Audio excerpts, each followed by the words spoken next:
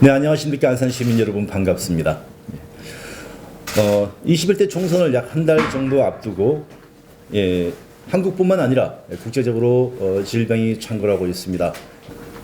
일반 시민들은 물론이고 후보자 되시는 분들이 거리 유세는 물론이고요. 선거 사무실에 초대조차 하지 못할 만큼 아주 어려운 시기입니다. 바쁘신데도 자리에 참석해 주신 김남국 예비군님 반갑습니다. 네, 안녕하세요. 먼저 우리 유권자분들에게 인사 말씀 부탁드리겠습니다. 네, 안녕하세요. 안산시 단원구 을 예비후보 김남국입니다. 안산 시민들을 함께 이렇게 만날 수 있는 자리를 주셔서 너무나 영광이고요. 제가 많은 것들을 준비해서 많은 모습을 보여드리고 싶습니다.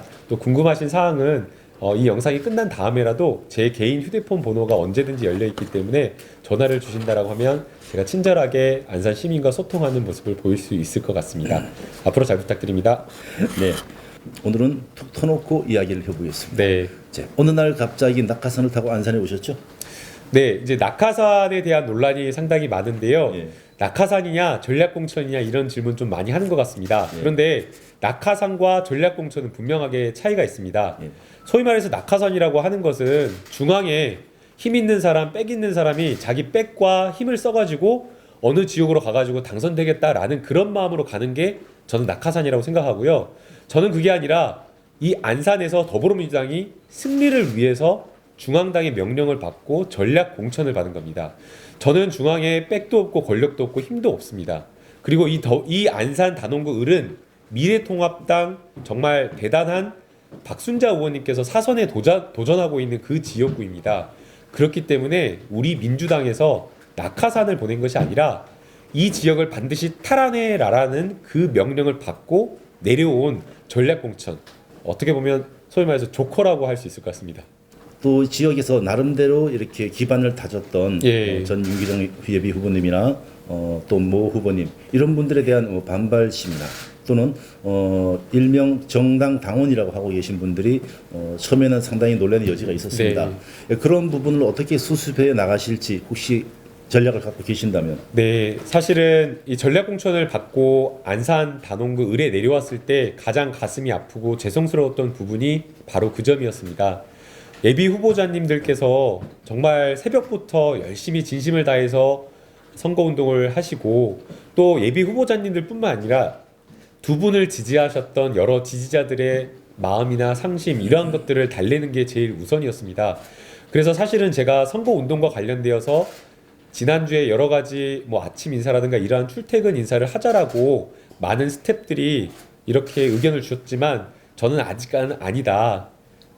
두 분의 마음을 위로해 주리고 두 분의 마음을 얻을 때까지 좀 더 시간을 가져야 된다라고 생각이 들어서 출퇴근 인사를 계속 미루고 바로 어제부터 출퇴근 인사를 시작하게 되었고요. 네. 어제 밤에도 최영도 후보님을 찾아뵙고 만나 뵙고 이야기를 했고요. 또 그 전날 밤에는 9시 넘어서 10시까지 윤기종 대표님을 만나고 또 오늘 또 두 분 후보님께 전화로 드려서 아침에 기자회견을 했다라고 하면서 계속해서 연락을 드리고 있습니다.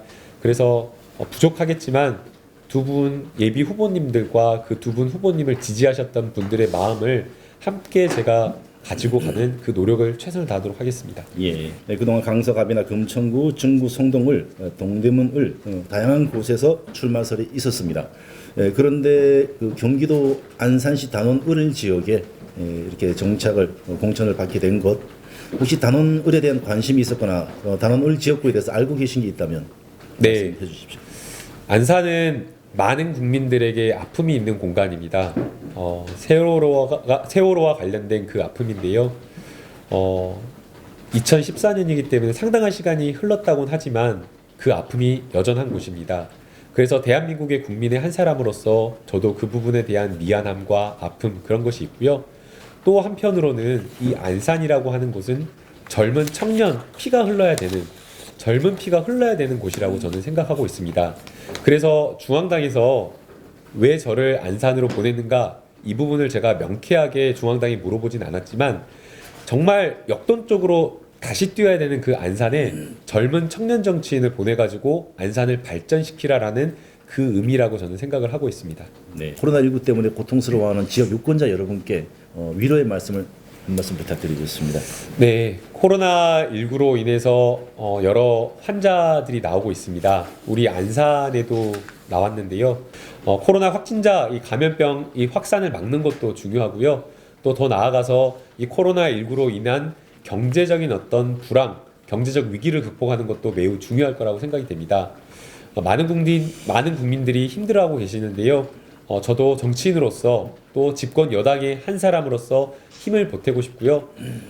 정말 이게 비상시국이고 위기인 건 맞습니다. 그러나 우리 대한민국 국민에게는 특별한 힘이 있다고 생각이 듭니다. 대한민국 국민은 이러한 어떤 위기에 처했을 때 위기를 슬그럽게 극복하는 그러한 DNA가 있다고 생각이 드는데요. 어려울 때 더 이웃을 생각하고 공동체 정신을 발휘하는 그 힘이야말로 이 코로나19를 극복할 수 있는 힘이라고 생각됩니다.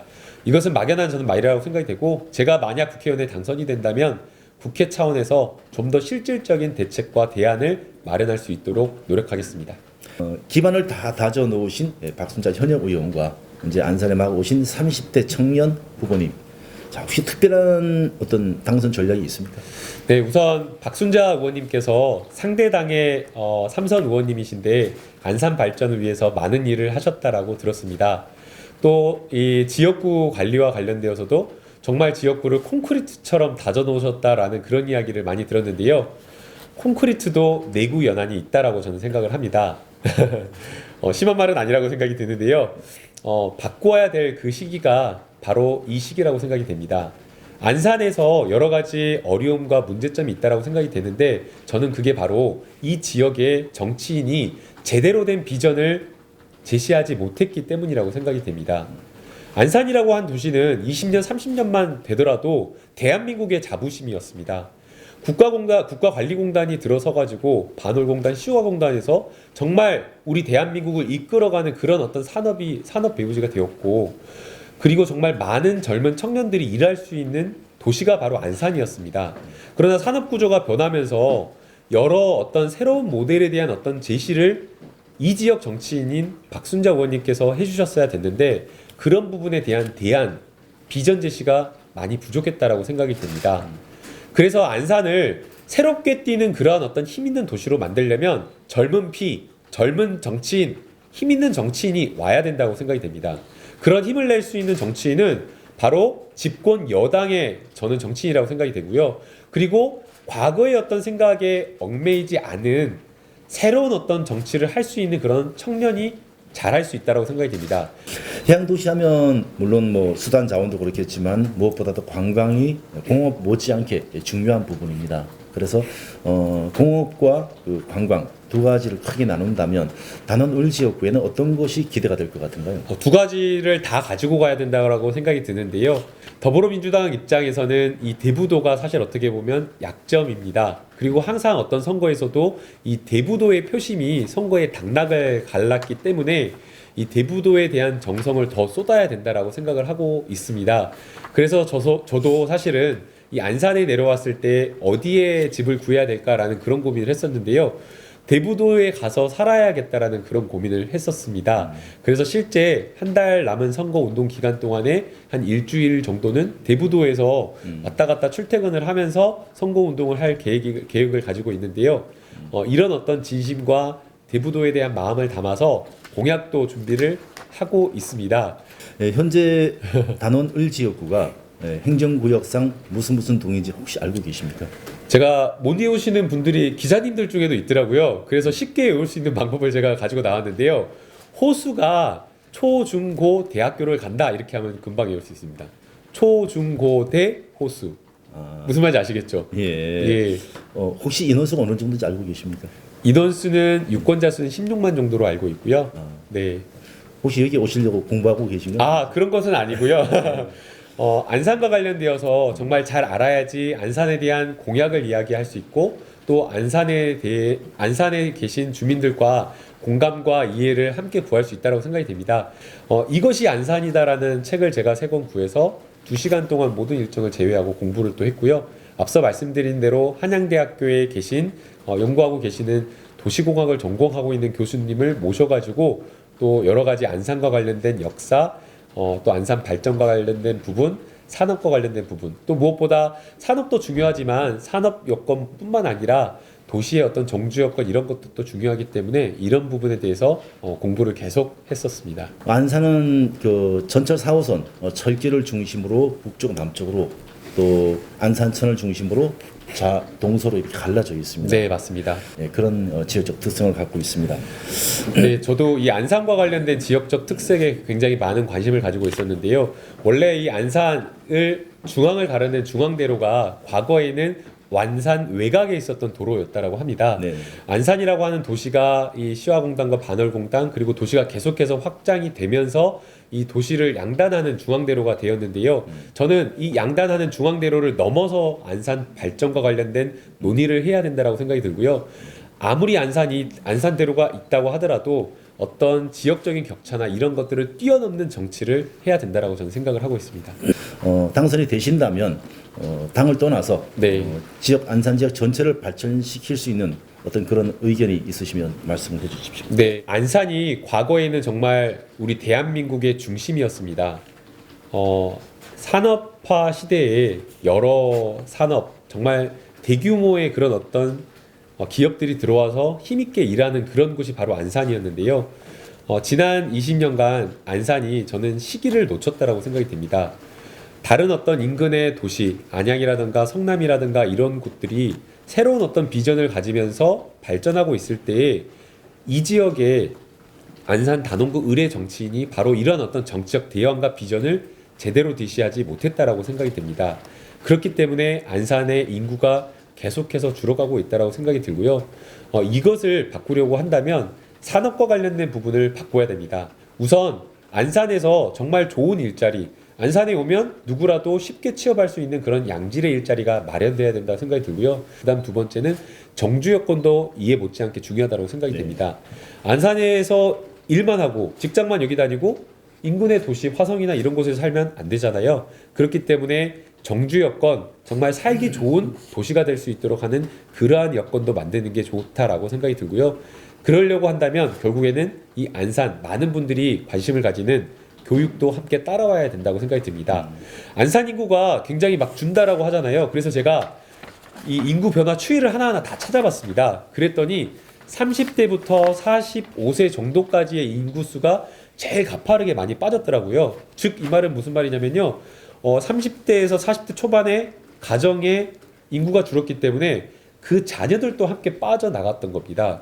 이것은 뭐 여러 가지 이유가 있겠지만 일자리 문제도 있고 교육 문제도 저는 있다라고 생각이 됩니다. 그래서 교육과 관련되어서는 정말 강남 대치동 부럽지 않게 정말 안전하고 공동체를 위하는 그런 교육을 할 수 있는 그런 교육 여건을 만드는 데도 노력할 계획입니다.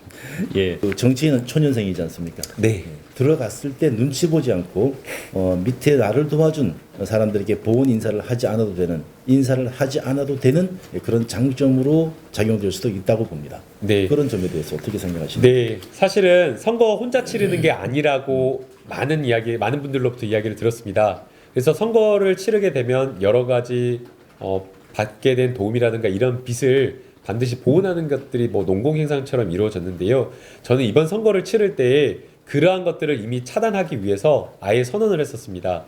이 자원봉사자들 위주로 선거를 치르겠다라고 선언을 했고요. 또 자원봉사자들에게도 아무것도 해줄 수 없다.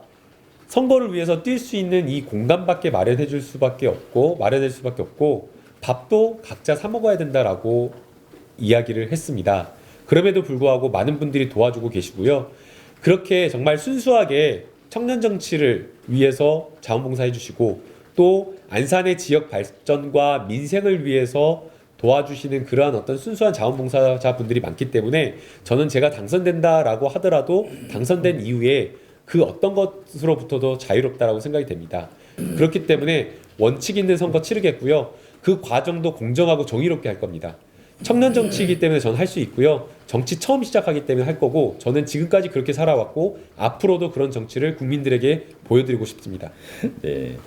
지금 말씀대로 하자면은 선거 문화의 혁명이라고까지 생각될 수도 있습니다. 네, 지금 많은 국민들이 국회의원의 특권에 대해서 말도 많고 탈도 많고 또 부정적인 시각도 많습니다. 이런 아닌 건 아니라고 말할 수 있는 특권의 축소, 혹시 고려해 보실 수 있겠습니까? 네, 저 혼자 하지 않을 거고요. 연대에서 다른 국회의원들과 함께 추진하고 싶습니다. 국회의원들이 가지고 있는 특권, 일하는 데 필요한 특권이 저는 아니라고 생각합니다. 제가 앞서 사무실에서 제가 대표 변호사지만 제가 청소한다라고 했잖아요. 제가 청소하면서도 일 얼마든지 열심히 하고 잘할 수 있습니다. 그런데 왜 지금 국회의원들이 정말 많은 5만 가지의 특권을 누려야 되는지 전 이해할 수 없습니다. 그러한 특권 없어도 국민을 위한 봉사하는 자리이기 때문에 일을 열심히 할 수 있는 국회의원, 저는 대한민국에 너무나 많다라고 생각이 들고요. 그렇기 때문에 이러한 어떤 그런 국회의원의 특권을 철폐할 수 있는 이런 것들을 정치 신인들, 청년들과 함께 하고 싶습니다.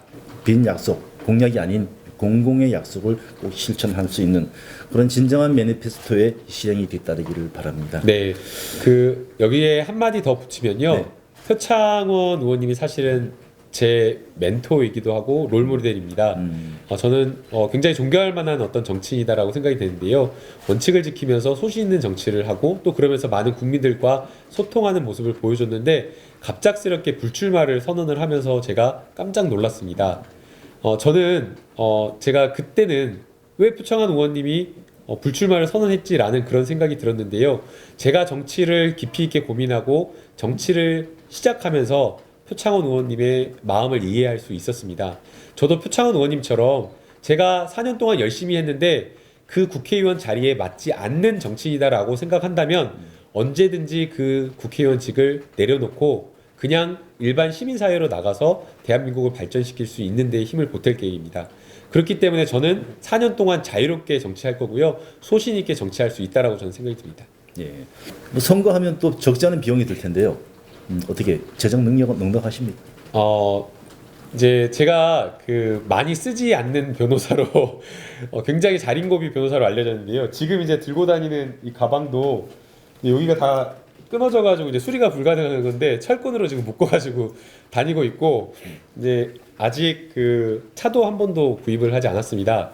이제 그냥 집에 이제 부모님께서 은퇴하셔가지고 차가 남다 보니까 아버지께서 이제 원래 타고 다니셨던 스틱 차량이거든요. 네. 스틱 차량을 아버지께서 타라고 해가지고 그 차량을 계속 지난해까지 타고 있었고요. 제가 이렇게 검소한 이유는 뭐 다른 이유는 없다라고 생각이 됩니다. 불필요하기 때문이라고 생각이 됩니다. 돈을 막 흥청망청 쓴다라고 해서 그게 저에게 어떤 편익을 준다거나 제게 감동을 주거나 고마움을 주는 게 없었습니다. 그래서 저는 그런 어떤 돈 쓰는 선거 하지 않으려고 그렇게 계획을 했고요. 제 목표가 전국 지역구 후보자 중에서 가장 선거 비용을 적게 지출한 후보자가 되는 게 목표입니다. 그래서 과연 얼마를 지출한지도 함께 지켜봐 주십시오. 우리 유권자분들께 정말로 다가설 수 있는 각오 한번 부탁드리겠습니다. 네, 안산에 혈혈 단신 왔는데 낯설고 외롭다라는 느낌을 받지는 못했습니다. 안산 지역에 오자마자 안산 지역에 있는 여러 큰 어르신들이 반겨주시고 조언해주시고 또 지역의 선배님들께서 따뜻하게 맞이해주셔서 너무 감사하다라고 생각이 듭니다. 이 지역에 뿌리 깊게 정치적으로 뿌리 깊게 내리박아서 더 큰 정치를 하고 민생을 해결하는 정치를 하고 싶습니다. 그리고 무엇보다 안산이 정말 안산에 사시는 분들이 자부심을 느낄 수 있도록 나 안산 사람이다 라는 그런 이야기를 자부심 있게 이야기할 수 있도록 정말 재미있고 활기차고 국민들이 그리고 안산 주민들이 잘 뽑았다라는 이야기 하실 수 있도록 힘있게 젊은 청년 정치인으로 열심히 하겠습니다. 감사합니다.